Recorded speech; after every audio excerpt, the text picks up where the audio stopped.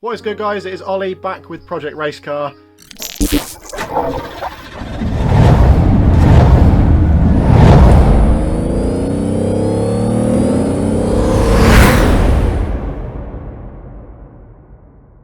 Sorry, I have been away from the whole YouTube space for a while and not been bringing updates on the Evo on the Evo series. That is because I have been stockpiling a lot of parts, and also things have been kind of busy in my private life and things like that. So YouTube has sort of taken a little bit of the back burner. But now we have got said haul of parts, which I will show you in a minute. I'm very, very excited about them. We are going to get back on and moving with this build because Jack and I have got big things planned for this year, and for that to happen, this thing needs to be on the road this year. And also for my own personal goal, I need to stop slacking, pull my finger out and get this thing sorted. So yes, sorry it's been a while, hope you guys are doing fine. It's good to be back.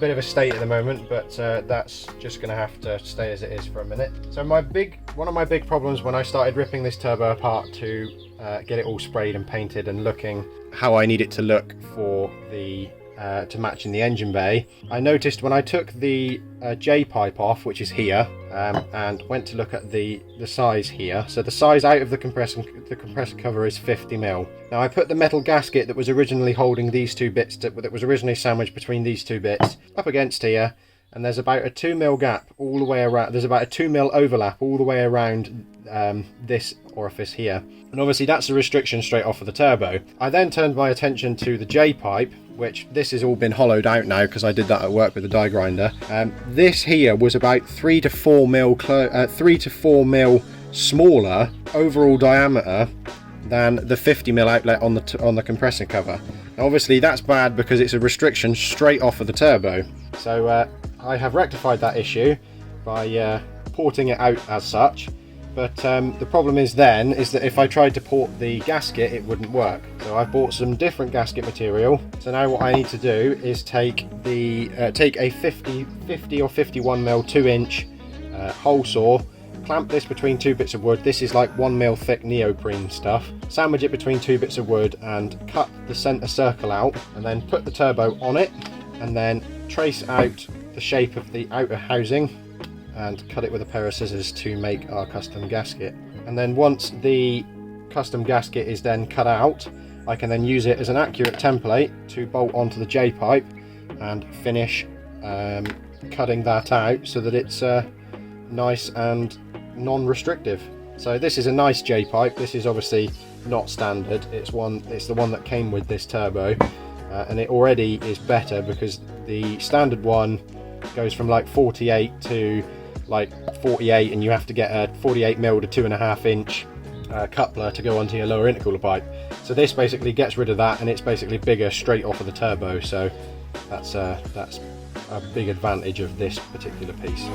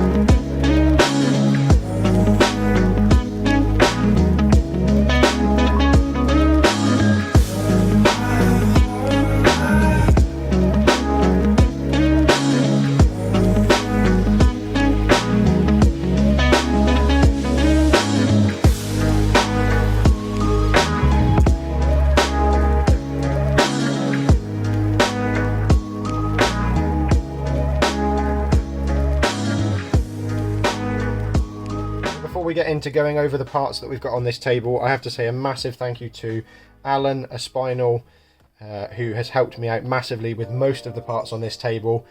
You know the parts that you got from me, mate. Thank you very much for your help. You absolutely are a gem, and wow, you've been fantastic. So thank you very much for all of the help, mate. I really do appreciate it. So starting in the middle, we have a set of ASNU 1050cc injectors. Now they don't have a part number because they're custom made to order. These are plug and play for the Evos, and they're also a 14-hole diffuser, so they diffuse the fuel and atomize it better than something which has got a big like single conical nozzle. So also I bought these pure recommendation from Alan, again thank you, because he and his company build 1000 horsepower GTRs every day, all day, and they have never used another set other than ASNU's, and they very, very, very highly rate them. So that's where I ended up getting these. That's why I ended up getting these. That's basically what they look like. Plug and play for the Evo harness, and they slot into the standard fuel rail, and they're exactly standard size. So these should be nice and tunable, as hard as tuning big injector cars are. The nice thing about these is that they will be able to supply all of the fuel for this current spec of car, and also if I decide to go for a bigger turbo or something later on down the road. Also, the really cool thing is because they are handmade, they come with a sticker. Who doesn't love a sticker? This set of injectors, you've got a batch number, you've got a date that they were made, and they were actually made really recently. They were made on the 19th of the 3rd of this month, this year, and they were made by a chap called Tony. So thank you very much, Tony. And they are batched so that they are specific, and they're all flowed together, and you've obviously got another card there with a bit more information on it. But that's kind of awesome. You really do get what you pay for, and these, like I said, should be able to supply enough of the fuel, the future of this car, hopefully. That's what I'm planning anyway. And then in this box we have a blow off valve. Now, I was very torn whether or not, because I have got a HKS SSQV, but I kind of think that's a little bit too 90s, if that makes sense, although the car's going to be very 90s. But I just love the way that the tiles sound. I love the way that they look. They just look gorgeous. The build quality is fantastic. And obviously, yes, this is a genuine one. It's not an eBay knockoff. The eBay knockoffs probably work quite well. But however, nothing on this car pretty much, well, that is important is eBay stuff. So yeah, this is a complete kit, and it comes with the little piece that goes on the bottom, that goes on your intercooler pipe, and also the V-band and its little controller piece that goes in the top as well to hook up a vacuum line to it. So that's what I've chosen for the blow off valve. I love the way that the tiles sound. I think they sound wicked, so this is going to be just perfect. Now over here, as you can see, we have the components that make up a coil on plug kit. Now, the loom is from JD Customs in America, and also so is the awesome titanium burnt mounting plate. Now, thank you very much JDC for supplying these parts and also getting them over here in actually pretty quick shipping times, considering they've got to come all the way across from the States. This isn't the only order from JDC, there is another order on the way, so I can't wait to get those as well, but it's just an extension of more titanium bits basically. But they do sell a kit. I decided not to buy it as a coil on plug kit. I decided to buy the coils separately. So we've got some Blueprint, Febi, Denso alternatives to what is essentially a Toyota Yaris ignition coil pack. So we've got 4 of them here, obviously coil on plug, coil per cylinder. So I will be assembling this shortly, and you'll be able to see how it all looks together. I think it's going to look awesome sat on top of my purple rocker cover with this gorgeous titanium plate. I mean, the camera won't pick up how gorgeous the colouring is on that, but it is just beautiful. So once again, thank you very much to JDC for supplying these parts and also getting them over so quickly. And we've also got here a turbo specific for an Evo 9 exhaust housing, which the Tomei uses, a turbo blanket from Funk Motorsport. Now, yes, it's not cheap, but it will do something. It will keep the engine bay temperatures down. And if you need heat management products, definitely check out Funk. Their stuff is lovely. It's fantastic quality, it's very well marketed, and it's all functional stuff, guys. So if you actually need proper heat management products, this fits great, by the way, on the exhaust housing of the Evo Turbo, on the Tomei. If you need heat products, guys, definitely check out Funk. Their products are fantastic. And then last but not least, we have arguably one of the most important parts to the entire car, is the Link G4X engine management ECU. So I was umming and ahhing about whether or not I really needed this, because the standard ECUs in these cars, for those of you that don't know, even in the earlier 4, 5s and 6s, the standard ECUs in them are very capable for the age of the car. Obviously mapping and everything. Quite a lot of, well, Ryan and a few other people, friends that I know that have got Skylines, they can't map theirs without a NIS tune or something like that. So to be able to even map the car on a standard ECU is very good. So anyway, I was really umming and ahhing whether or not I really needed the Link to sort of finish the car. But then I pretty much realised that every car that has been built to this kind of level is running some form of aftermarket engine management system. And it would be kind of silly to build a car to this kind of specification and then not buy a capable ECU like a Link or a Motec or something like that. This is essentially what controls everything. It controls your fueling, it controls your knock, it doesn't control your knock, but it monitors your knock, and it controls everything to do with the engines, the way that the engine runs. And one big red flag to me about the standard ECU is that the standard ECU doesn't, obviously it uses knock control, but it doesn't really have any safety features that will like shut the engine off if it detects like low oil pressure or something silly that it detects as being bad, whereas you can program all of the safety features you need, and also it can read lots of different things like oil pressure and temps and things like that, and it can monitor all of them within a certain set level of parameters, and if it detects that anything's wrong, it just shuts the engine off. So if there's low oil pressure, shuts the engine off. If the coolant temp's too high, shuts the engine off, or you can program it to do that. So it gives you that peace of mind that if anything was to go wrong, that the ECU would protect the engine. Obviously, if there wasn't a mechanical issue, the ECU would protect the engine. So, and that for me, apart from all of the ASBO shit that it can do as well, like pop and bang and anti-lag and loads of other things, it was just the right decision to make when you're talking a car this kind of caliber, and also the amount of money that I've put into this thing, because it's over 10 grand now that I've put into it in parts and stuff alone, and it would be kind of silly not to. So there's that. But now that I've waffled to you about said ECU, let's assemble the coil unplug kit and get it installed on the car.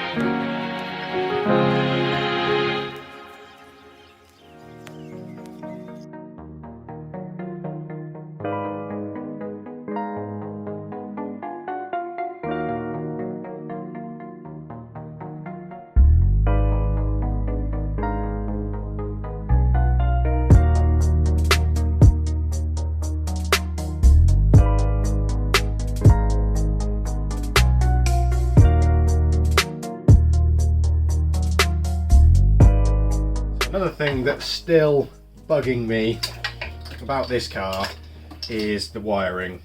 So I've decided, and actually I've been thinking a lot about it, I'm gonna dedicate a couple of episodes. I know I've already dedicated probably technically one, maybe two, to wiring bits and bobs, but I'm gonna dedicate like 2 or 3 episodes, or however long it takes, to the wiring situation. Now, I'm not particularly happy with where I mounted the fuse box up under here, because if something happens, like I was to hit a sudden puddle or something and it was to get soaked, that would probably leave me stranded by the side of the road with no electrics. So I don't really like the idea of that. And also there's a lot of wiring in the engine bay, so I kind of want to get rid of some of that wiring. There's obviously, where I've routed it, there's excessive wiring down here, and it sort of loops around and stuff, and I'd like to kind of sort of hide as much of that as I possibly can.